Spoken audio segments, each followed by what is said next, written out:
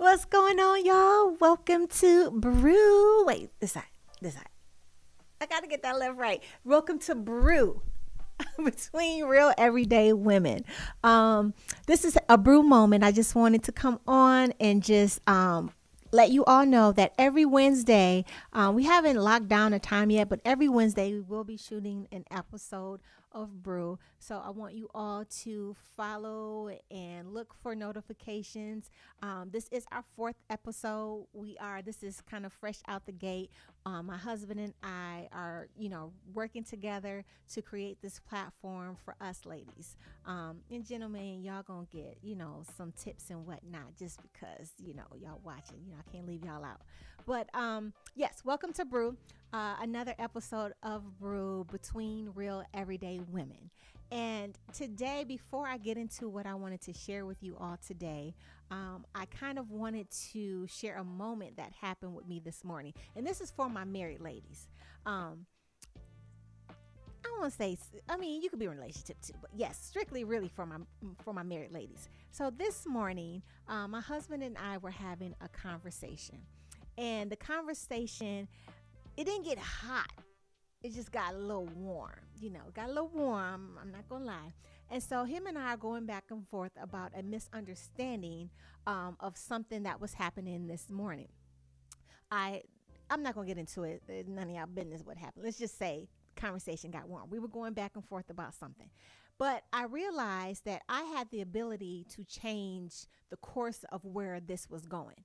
I had the ability to change the atmosphere. And so I thought about it. And then the Holy Spirit, of course, spoke to me. It was like, you know what? This is not how you want your day to go. So what are you going to do about it? And so I decided to say, you know what, honey? I want to apologize for however you took what I said. I didn't mean it that way.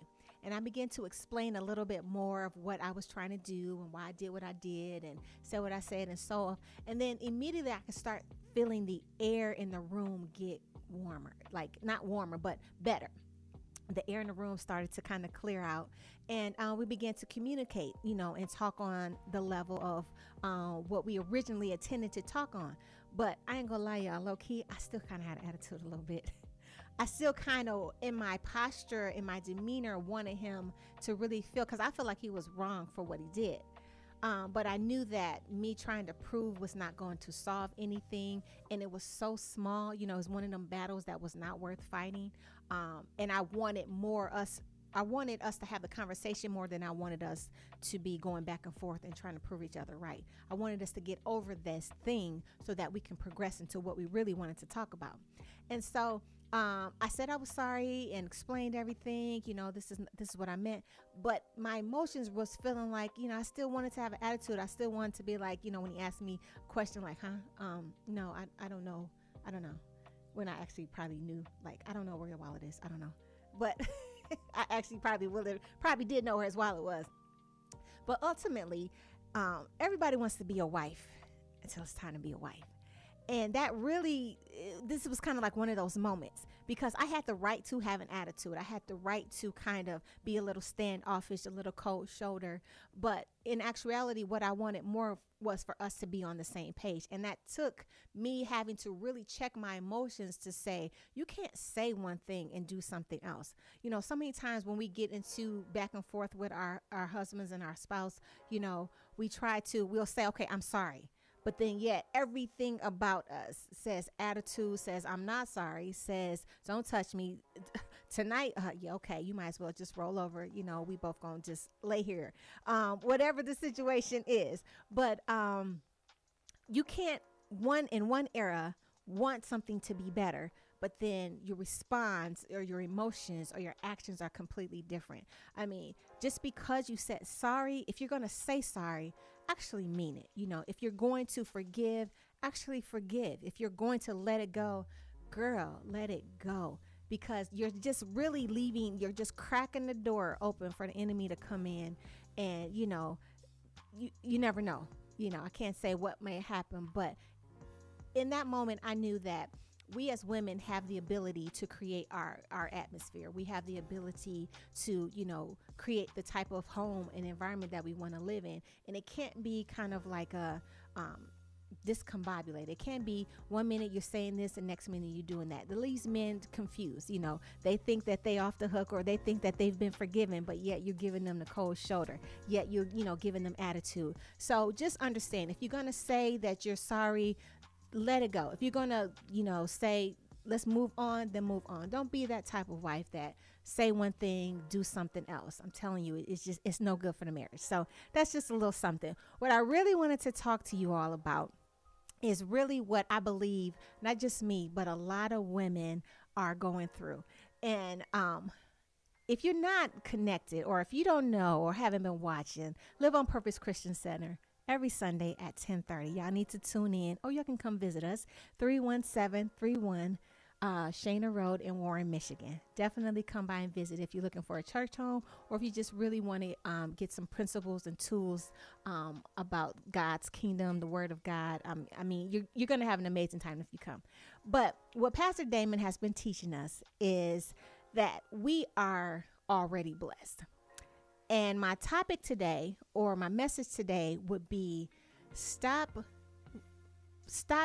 trying to chase the sun, because you're going to miss the rain. And that sounds kind of crazy, right? Like, who would want the rain? Of course you want the sun. You want it to be sunny and it feeling is nice, and everything is bright. But in actuality, it's that rain that really kind of shows you who you really are. It's that rain that really shows who's really with you. It's that rain, and let's not talk about a storm.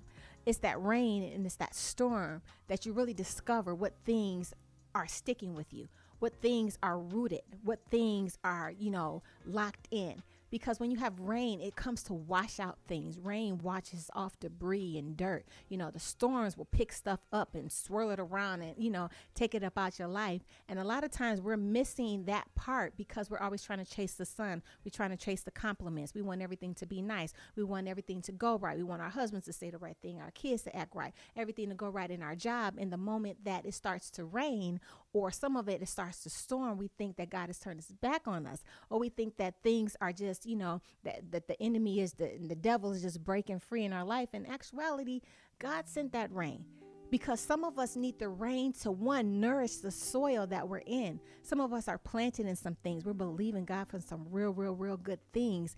And in that planting season, you need some rain because, as you know, without rain, there will be no flowers. There'll be no blooming.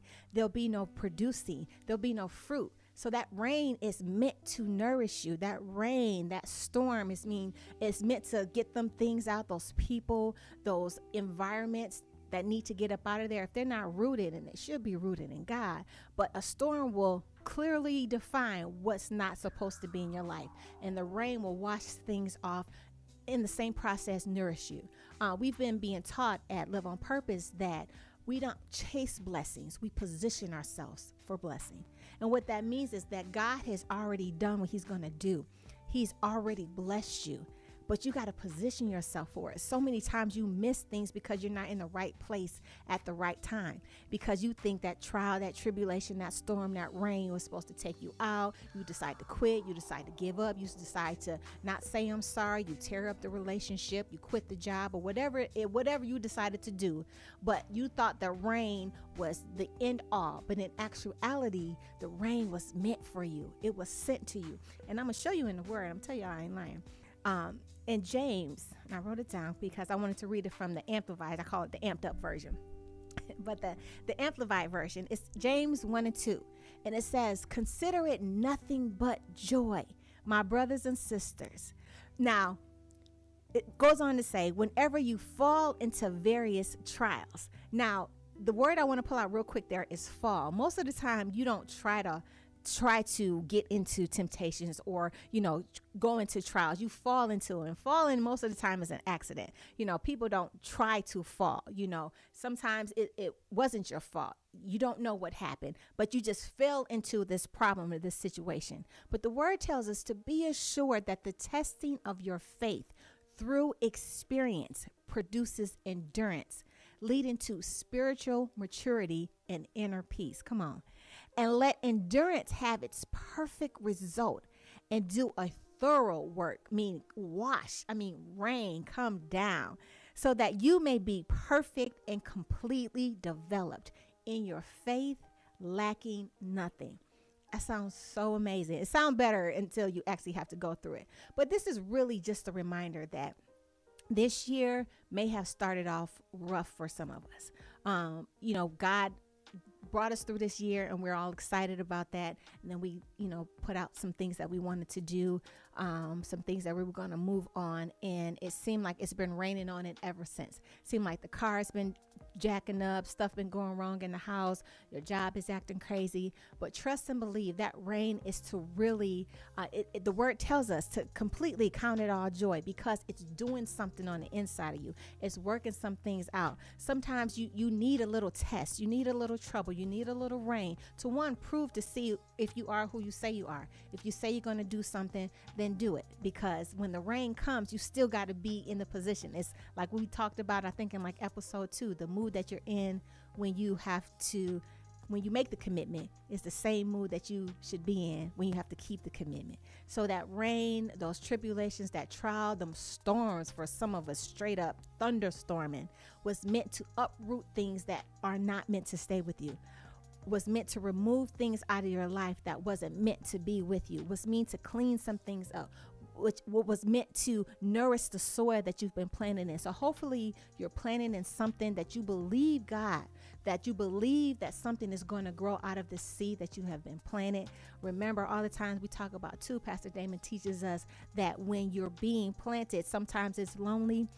Sometimes nobody understands. Your husband don't understand. Your friends don't understand. Your family doesn't understand. And it's not meant for them to understand, because a seed can get lonely in the soil. It's dark. There's no one else there. But trust and believe that God is surrounding you with the things that you need. And that rain has to come to nourish that soil, to feed that seed so that you can grow. So don't run from the rain. Stop trying to chase the sun. Stop trying to look for everything to be right all the time. He may not always have the right answers. She may not always have the right answers or do the right thing. They may make some mistakes, but in all, that this rain right here is just doing nothing but growing you up and developing you. So I hope this was able to, hit somebody. Hopefully, whatever you're going through in this current time and season, you're able to, try a little bit more tomorrow, to push a little bit further. I want you to do me a favor. We're still working. Again, this is all beginning stages for us, but we're excited about it. So whenever we get a chance, we're going to come on and do little episodes like this of Brew. We're working on our platform, so you will soon see on Facebook, Instagram, TikTok, Brew. So you'll be able to subscribe and connect, get notifications when we're going live. We'll soon have guests and things of that nature. But between me and you, between everyday women, you don't have to do this alone. We're going to be a platform for you to be able to just get wisdom and insight. And I found out something, that sometimes it's hard for people to ask for help.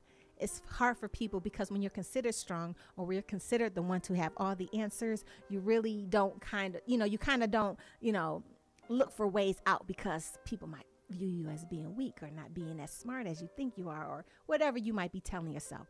But this will be a way for you to come and get wisdom and knowledge, information. We'll be sharing things that just kind of helped us along the road to make you better as well. So if you could like this message, let me know if it's something that helped you and something that you've been going through. If you could share this message, that would be also amazing. It is right now currently on the Live on Purpose page. So that's where you'll find me. But again, probably next Wednesday, we'll be able to have everything on our Brew platform. So look out for that.